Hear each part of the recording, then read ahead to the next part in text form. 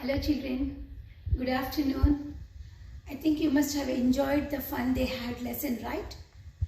After that lesson, there are few grammar points which I felt like dealing with that now so that you can complete even that work. Okay? Now, that is adverbs activity is given there, but before you write that, I felt like you should know the difference between adverbs and adjectives. Okay? Now, these adverbs and adjectives are parts of speech. What are the other parts of speech? Nouns, pronouns, verbs, adverbs, adjectives, prepositions, conjunctions, which are also called as connectors, and interjections.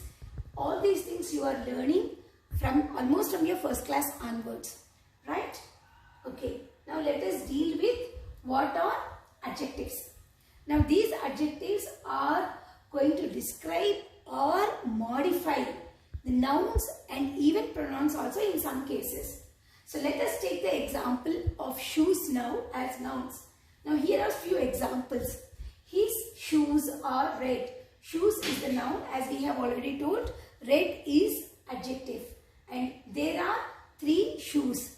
3 is adjective there. The shoes are shiny. Shiny is again adjective. Now he is wonderful, and here he is pronoun. So here you see that these nouns are being modified here, whereas here he is wonderful, the pronoun is being modified there. He is pronoun. Now he is a wonderful person. Now this is called as, these two sentences, they almost mean the same. He is wonderful and he is a wonderful person. But there is some difference. What is the difference? Here, person is there, which is a noun, and when you look at the adjectives, almost all the adjectives will be after these adjectives you find a noun there, whereas in few cases they will be ending like that. Okay, that is called as subject complement, and you can find that is, was, or, were. After that verbs you find sometimes this kind of adjective. Okay, now don't get confused in that case. That is called as subject complement. Now let us see adverbs. Adverbs again describe and modify verbs, adjectives and other adverbs. Adjectives are the one which describes nouns and pronouns, whereas adverbs, they describe verbs, adjectives and other adverbs in some cases. Now look at these examples. He ran quickly. Ran is the verb and quickly is adverb. And he ran very quickly. Very quickly. Very is also adverb. Quickly is also adverb, which is telling the intensity of the fast. How quickly he ran. So second part adverb. Third part adverb is there. Now he is really busy. He is not worried. These two are the examples which are dealing with the adjectives. Okay, so adverbs, they are going to modify verbs, adjectives and other adverbs. Now, if you just see that, it is easy to convert adjectives into adverbs by just adding ly. Here are few examples. Quick, quickly, beautiful, beautifully, sneak, sneaky, sneakily. Here you have to observe once. Change of the spelling when the word is ended with y. When y is there, you have to delete that y and then write ILY. You have to remember that. Expensive, expensively. Few examples I gave because that concept is very simple and you can know that. Irregular adverbs. Now, here you have to pay little bit attention when you are doing that. See, good. When you are using good as adjective, you have to use adverb well. How is that? I'll tell you one example. His essay is really very good. He wrote the essay well. He wrote the essay very well. So you are using how he wrote. That is telling about verb. So you have to use the well. And fast, adjective also same word, adverb also same. Hard again same, little also same. In the same way, these irregular adverbs, very, much and not are The same words are there for both adjectives and also adverbs. Now children, here is the practice what I want to give you. Look at this slide and keep the video pause here and do this activity first. Write one sentence, write each sentence and underline adjectives and circle the adverbs. Pause the video now and then complete that. Okay? Now,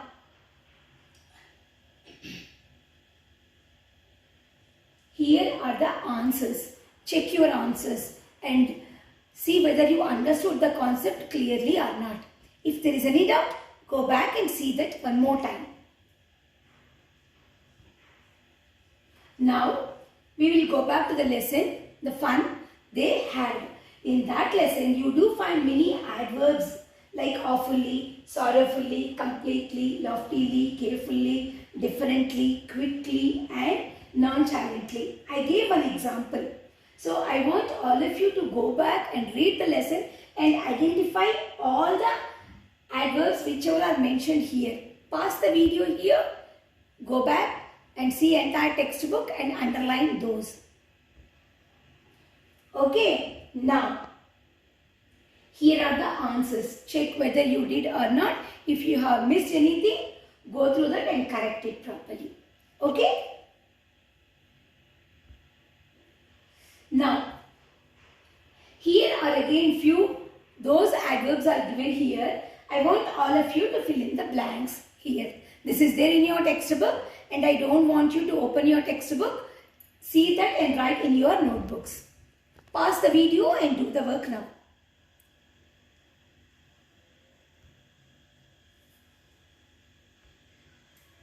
Yes, correct yourself those answers, children.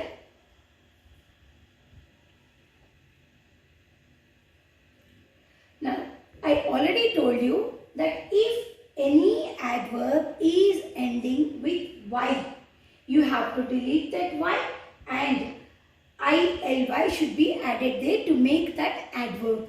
Okay? So, this angry, happy, merry, sleepy, easy, noisy, tidy, gloomy are the adjectives. You are going to convert that into adverbs by adding ly.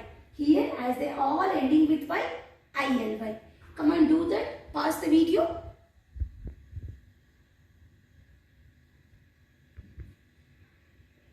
Yes, I think all of you have done that correctly. Now, the next part is if not and unless. That one adverb is very easy, children, but here I want you to pay a little bit attention. Now look here. Imagine that Margie's mother told her, you will feel awful if you don't finish your history lesson. This same sentence can also be told in the other way. Like, you will feel awful unless you finish your history lesson. So here, unless and if not mean the same. Okay, and now such kind of sentences are called as negative conditional sentences. Why are they called conditional sentences? Because you know that one part of the action, observe the sentences again, you do find there two actions there. So, one action will happen only when the other action takes place. Like, you will feel awful. When you will feel awful? Only if you don't finish your history lesson. So that is the condition. So that is why they are called as negative conditional sentences. So there are two clauses.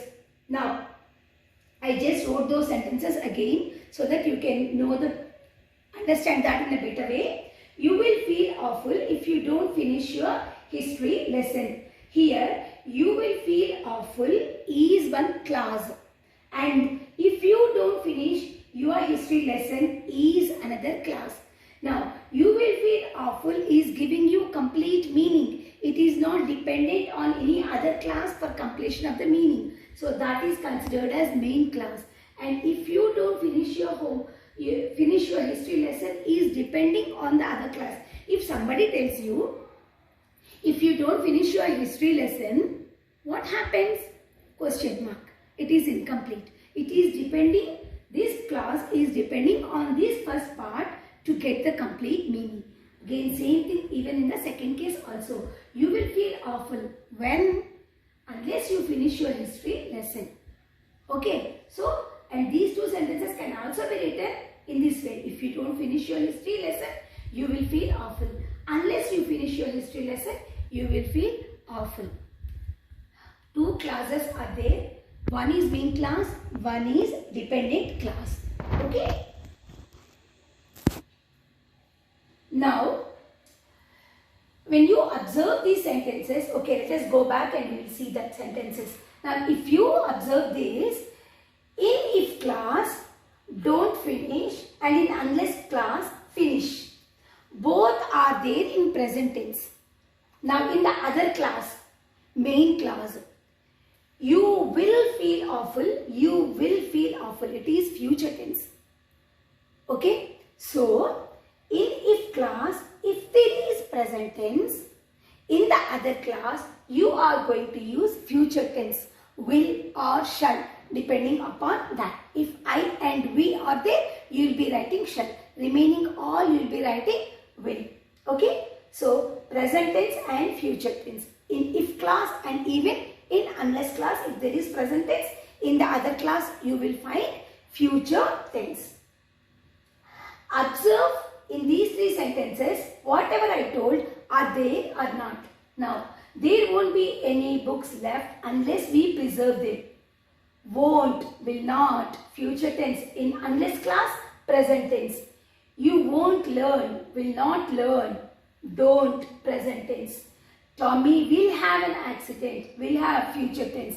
In unless he drives, present tense. So, I think you understood that. You have to use present tense in if class or unless class.